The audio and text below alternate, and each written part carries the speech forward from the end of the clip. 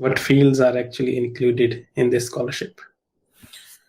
मेरे ख्याल से मेरा तो एक्सपीरियंस सिर्फ कंप्यूटर साइंस फील्ड का है, लेकिन जब मैंने रिसर्च एक्सप्लोर करा था तो वहाँ पे there were multiple fields I think, bio sciences, computer science, and also like medical sciences as well.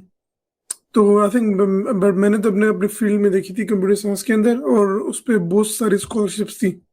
You can select the computer science field, ठीक है, उसके अंदर आपको बहुत सारे टॉपिक्स मिलते हैं with in that particular big umbrella of computer science. तो काफी ज्यादा स्कॉलरशिप्स थे उस पर। तो बेसिकली क्या होता है कि डिफरेंट फील्ड होती है, ठीक है। इस तरह एक ब्रॉड फील्ड होगी कंप्यूटर साइंस, ठीक है, उसके अंदर जितने भी एरियाज जो उसके अंदर आते हैं, ठीक है, जो उससे लिंक होते हैं, उनके अंदर जो है ना फील्ड जो होता है स्कॉलरशिप होता है। अब जरूरी नहीं है कि हर फील्ड के अंदर इन हर टॉपिक के ऊपर, ठीक है, एक एक स्कॉलरशिप हो।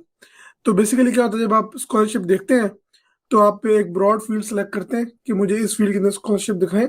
उसके अंदर रिसर्च एरियाज होते हैं, ठीक है। अब वो रिसर्च एरिया होता है वो आपका basically you can call it कि field, field which is close to it, क्योंकि रिसर्च के अंदर होता है कि बहुत सारे नीश टॉपिक्स होते हैं जो कि पूरे कंप्यूटर साइंस को रिप्रेजेंट नहीं कर रहे होते। For example computer science can be human computer interaction और मशीन लर्निंग, राइट। सो इसी तरह आप जाके फील्ड के थ्रू अंडर टॉपिक सेलेक्ट कर सकते हैं।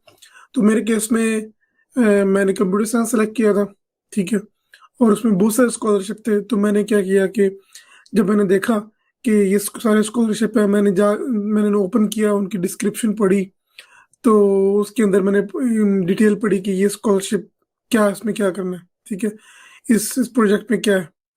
तो इसी तरह मैंने डिटेल फाइंड की। तो आपकी फील्ड डिफरेंट थी। What was your experience? I think Marie Curie जो है इटसेल्फ है इसमें, जो हर सिंगल प्रोजेक्ट होता है जो मैंने देखा है अभी तक, उसमें काफ़ी सारी फील्ड्स कंबाइंड की होती हैं उन्होंने, मतलब एक सिंगल फील्ड में नहीं होता। कि फॉर एग्जांपल मेरे केस में ज़्यादातर जो मैंने प्रोजेक्ट्स देखे हैं वो बायोलॉजी से रिलेटेड थे ना। तो बायोलॉजी में उन्होंने ना सिर्फ जिनका बायोलॉजी में था उनको हायर किया, बल्कि कुछ प्रोजेक्ट्स की नोयत ऐसी थी कि उनको कंप्यूटर साइंटिस्ट हायर करने थे जिनका बायोलॉजी में कोई बैकग्राउंड ही नहीं था, ठीक है। तो बहुत ज़्यादा एक्सट्रीम थी कि एक बंदा जो है वो टोटली जो है वो टेक्निकल है, जिसको बायोलॉजिकल प्रोसेस की नाउ हाउ भी नहीं है, और दूसरा बंदा ऐसा है कि जो सिर्फ बायोलॉजी के एक्सपेरिमेंट रन करता है, उसको टेक्निकल नाउ हाउ नहीं है। तो एक ही प्रोजेक्ट के अंदर आपको मतलब डिफरेंट तरह के लोग मिले ना, मुझे मेरा जो एक्सपीरियंस था। फिर उसमें ये था कि डिफरेंट कंपनीज इन्वॉल्व होती हैं मैरी क्यूरी के प्रोजेक्ट में, मतलब जो कंसोर्टियम है आपका, उसमें अगर मेरे कंसोर्टियम में थे 8 जो थे वो एकेडमिक पार्टनर थे और 4 कंपनीज थी, टोटल 12 पार्टनर थे उसमें ना। तो जो कंपनीज का काम था वो टोटली डिफरेंट तरह का था, मतलब इवन के मेरे प्रोजेक्ट में यूजेबिलिटी एनालिसिस भी हो रहा था, एक्सेप्टेबिलिटी एनालिसिस भी हो रहा था, जो कि टोटली एक कंप्यूटर साइंस की फील्ड है। तो आई विल से कि इस स्कॉलरशिप में हर तरह की फील्ड्स आ रही होती हैं। आपने टॉपिक, फॉर एग्जांपल अगर एक प्रोजेक्ट एडवर्टाइज हुआ है उसमें डिफरेंट पोजीशंस एडवर्टाइज हो रही हैं, आप उसमें जॉब रोल देखें उनको क्या क्या स्किल सेट चाहिए। तो डेफिनेटली आई विल से कि हर फील्ड के लिए इसमें ना स्कॉलरशिप है।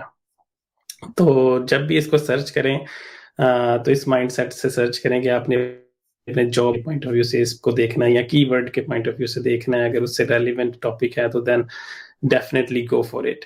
क्योंकि मेरे प्रोजेक्ट में मैंने ऐसे देखा है, इवन के मल्टीपल प्रोजेक्ट्स में मैंने ऐसे देखा है कि स्टूडेंट्स जो हैं वो बड़े डिफरेंट बैकग्राउंड से आ रहे होते हैं। आई थिंक बेसिकली जो मैरी क्यूरी है it is suppose to be interdisciplinary, ठीक है। हम्म, तो उसमें ऐसा होता है कि दे मेक श्योर, बिकॉज आजकल जो है ना क्रॉस फील्ड काम पे बहुत तवज्जो दी जाती है, और एक्चुअली सॉलिड काम वही होता है जो कि डिफरेंट फील्ड को अप्लाई करके होता है। और सेकेंडली ये होता है कि बिकॉज आपने उसकी एप्लीकेबिलिटी देखनी होती है ना, कि अगर आप कोई काम जो है कर रहे हैं कंप्यूटर साइंस में, और उसको अपनी क्लिनिकल सेटिंग में अप्लाई करना है, then you need to have those experts as well.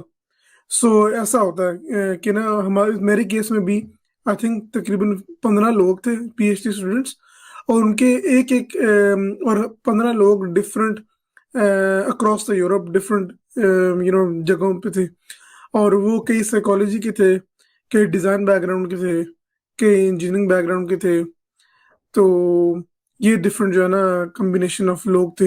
इसी तरह जो कि सुपरवाइजर्स होते हैं, वो भी उनका भी बैकग्राउंड बहुत डिफरेंट होता है। वो भी जिस तरह साइकोलॉजी के लोग थे, ठीक है, हार्डवेयर के लोग थे, तो machine learning, everything. So, depending upon the topic, they have to make sure that they hire, all those expertise as well as the companies. So, इसकी requirement होती है कि companies, for example, हमारे साथ Siemens थी, उसके साथ एक हार्डवेयर कंपनी थी जो कि सेंसर्स बनाती थी। तो they have to make sure, और उसके साथ उन्होंने इंडस्ट्री पार्टनरशिप्स भी करनी होती हैं, ठीक है, ताकि इन स्टूडेंट्स को जो कि हायर करेंगे, they can go and work at these universities for couple of months, ठीक है। तो दे मेक श्योर कि प्रोजेक्ट ऐसा बने, क्योंकि प्रपोजल के अंदर आपको ये सारी डिटेल लिखनी होती है, ठीक है। क्योंकि मैंने मैंने अपना प्रपोजल पढ़ा था, तो उसमें ये था कि हर डिटेल, हर स्टूडेंट की डिटेल थी, उसने क्या करना है, हर कंपनी की थी, कंपनी क्या करेगी, क्या वैल्यू प्रोवाइड करेगी, ये कंपनी हमारे लिए क्यों जरूरी है। तो इट इट एक बहुत लंबा प्रोसेस होता है इसकी एप्लीकेशन को प्रिपेयर करने का। It takes around I think at least couple of years to actually write a proposal, और उसके बाद इसका एक्सेप्टेंस रेट बिलो 5% है, ठीक है। तो उसमें होता है कि बेसिकली लोग मल्टीपल ट्राइज करते हैं। तो और फील्ड जो है, फॉर एग्जांपल लाइक जिस तरह मैंने अभी फार्मास्यूटिकल्स है, ठीक है, कंप्यूटर साइंस है, astronomy, religious sciences, environmental sciences and geosciences. There is a whole website which you're gonna share later. उसमें आप देख सकते हैं कि ना आप अपनी फील्ड सेलेक्ट कर सकते हैं, उसके अंडर आपको लिस्ट पूरी स्कॉलरशिप की मिलेगी।